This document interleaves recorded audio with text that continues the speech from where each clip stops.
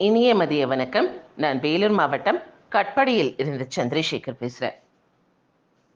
வாழ்க்கையில் எப்படியாவது முன்னேறணும், சாதிக்கணும் அப்படின்ட்டு 2 இளைஞர்கள் முற்படுறாங்க. அவங்க ஒரு தொழில் செய்யணும் அப்படின்னு நினைக்கிறாங்க. அப்போது உணவு தொழில் இதையே நம்ம எடுத்து செய்யக்கூடாது, ஹோட்டல் நடத்தக்கூடாதுன்னு நடத்துகிறாங்க. மிக சிறப்பாக காலை, மதியம், இரவு அப்படின்னு சொல்லிட்டு 3 வேளையும் உணவு அப்படிங்கிறத பொது ஜன மக்களுக்கு மிக மலிவான விலையில கொடுக்குறாங்க. அந்த பகுதியில் வட்டாரத்தில் இருக்கக்கூடிய அனைவரும் இந்த கடையில் டேஸ்டாக இருக்குது ஃபுட் அப்படின்னு சொல்லிட்டு வந்து சாப்பிட்றாங்க. கொரோனா காலகட்டம் வருது, லாக்டவுன் பீரியட் வருது. இவங்களுக்கு ஒரு எண்ணம், மக்களுக்கு கஷ்டப்படுறாங்க, சாப்பாடே இல்லாமல் வருத்தப்பட்டுட்டு உட்கார்ந்துட்டு இருக்காங்க, நம்ம ஏன் இலவசமாக சாப்பாடு கொடுக்கக்கூடாது அப்படின்னு சொல்லிட்டுன்னு தெருவோரமாக இருக்கக்கூடிய நபர்களுக்கு அந்த கொரோனா காலகட்டத்தில் காசு, பணம் இதெல்லாம் வாங்காமைய உணவு பொட்டலங்களை காலை, மாலை, இரவு அப்படின்ட்டு 3 வேளைக்கும் கொடுக்குறாங்க.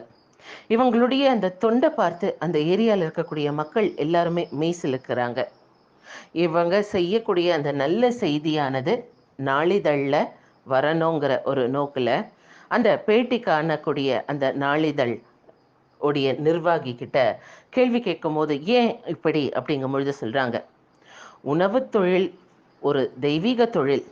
காசு லாபம் அப்படிங்கிறதையும் தாண்டி ஒருவருடைய வயிறு நிரம்ப நம்ம எல்லாரும் உழைத்து அந்த சாப்பாடை கொடுக்குறோம்.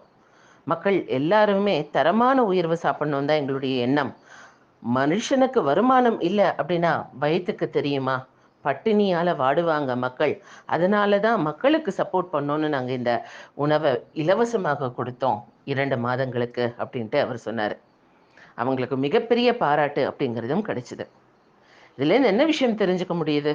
மற்றவங்களுக்கு முன் உதாரணமாக நம்ம செய்யக்கூடிய உழைப்பின் மீது வைத்திருக்கக்கூடிய அந்த ஒரு ஆற்றல்னால நாமும் ஏற்றம் பெறணும், மற்றவர்களையும் இந்த உலகில் ஏற்றம் பெற வைக்க முடியும் அப்படிங்கிறது தெரிஞ்சுக்கிட்டோம்.